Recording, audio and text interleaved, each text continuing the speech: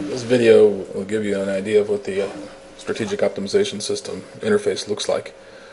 The visibility of it might be a little bit dodgy because a lot of fine print is necessary for it to be all on one screen. Normally in active use it would be spread over two screens with a lot more visibility.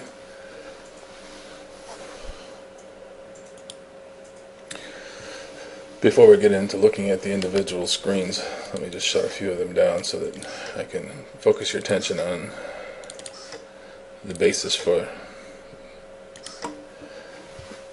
validating the results. What you're looking at here is a representation of the modes that are active for this segment of the process. You can see there's a list of 30 of them for each segment of the process, and there are 4 segments that are allowed. The key elements of variable in terms of the starting and stopping weeks and the number of hours per day and days per week and production rates are all demonstrated here, as well as the yield percentages, which can be edited here.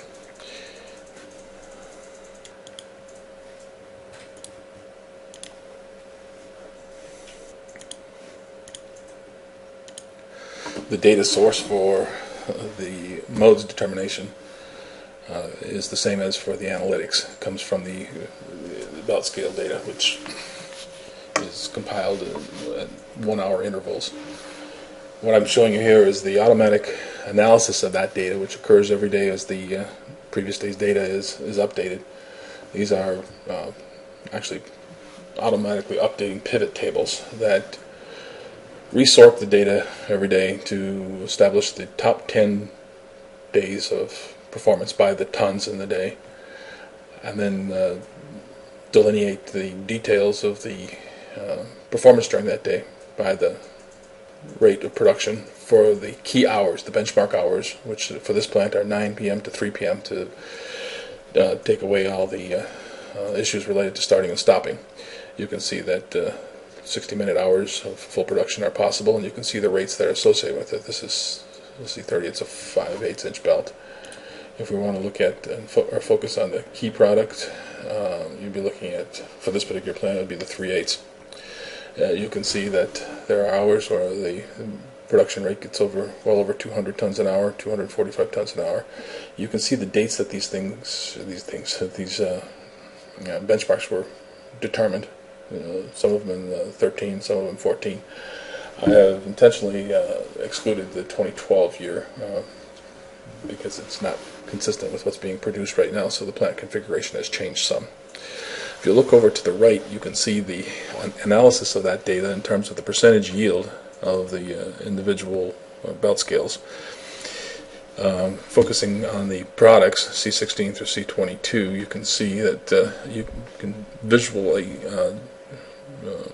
grasp what was being produced and what wasn't being produced. So you can see what was being recrushed and what wasn't being recrushed.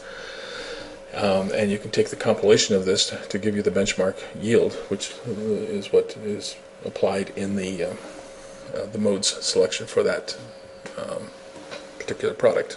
In other words, the average of these 10 days shows that 24.4% of 3/8, 13.3% of quarter inch, and 25.6% of the byproduct screenings is what would be expected if you saw the average. But here you can see some days where the screenings was well below, and the yield of 3/8 was that much higher.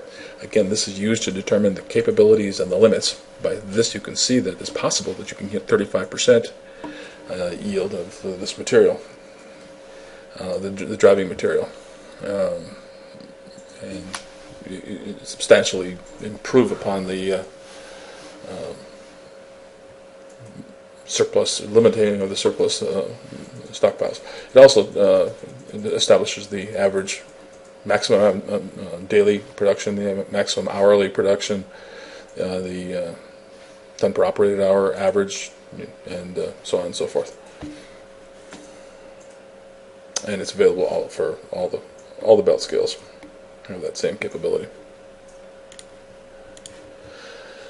Additional analytics include the ton per hour and the percentage yield calculations on a separate basis that demonstrate again that the capability to balance production, sales, inventory, and eventually cost can be seen within the analytics database. Summarizing some of this information becomes useful, in that it tells us where we have been for this particular year in terms of the yield and production rates, and gives us the ability also to look back 10 days, 30 days, 60 days, or whatever period of time we want to look back to see that we're producing consistently with what we want to achieve. And in some cases we've made improvements. We also look back at the previous year, and actually a couple of years back. You can see that in 2012 that the 3/8 yield averaged over 23% and was higher than the yield of the byproduct. To take us back to the optimization interface, we chart and table the results from the production. We have a sales interface that includes the ability to modify the entry from the sales department and create constraints or set constraints for what to represent what the priorities or the biasing must be. So in other words, we can say we need to have no more sales of this product than what we put here, and no less than this. We can then bias the blended product. We convert the blended products into stockpile products for forecasting purposes, and if we choose to hit the button and run, you'll see the process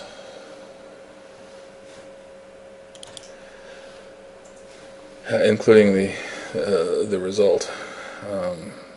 To see that again, we could clear the details out and then hit the button for maximum revenue. Adverse draw solver calculations are complete. And you can see that it gives us a summary of the results. I won't go into that detail at this point, but I will show you that the result of this comes back in terms of the number of hours per month to be run and in the individual modes that are allowed to be included. You'll see here that modes can be excluded as well as included, so you have the ability to bias those.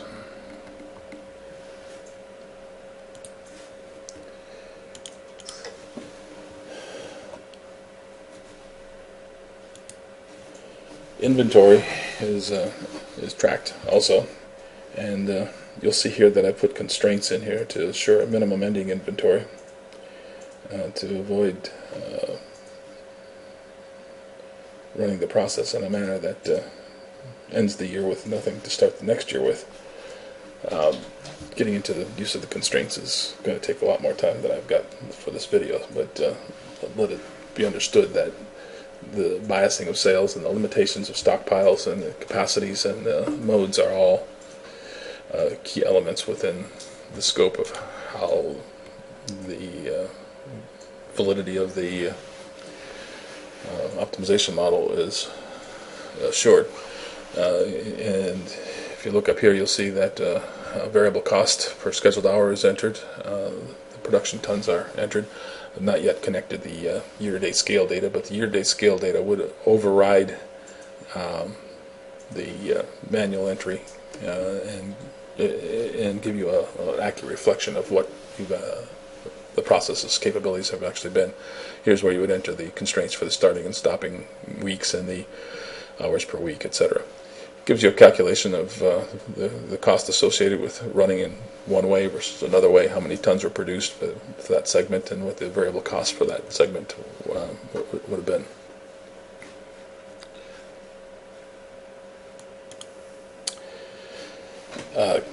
A key example of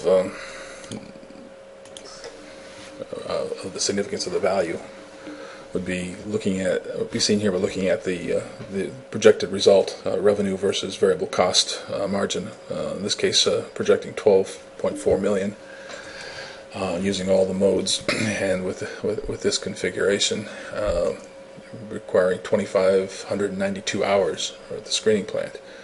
If we choose to run to optimize the margin, we will see that the shortage of 94,000 tons is going to increase some, but the profit's going to go up. So let me show you that.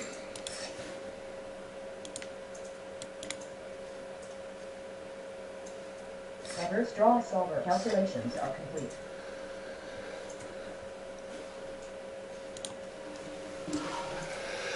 And here you can see that the shortage went up to 171,000 from 92,000. Hours dropped to 2,022 from 2,500.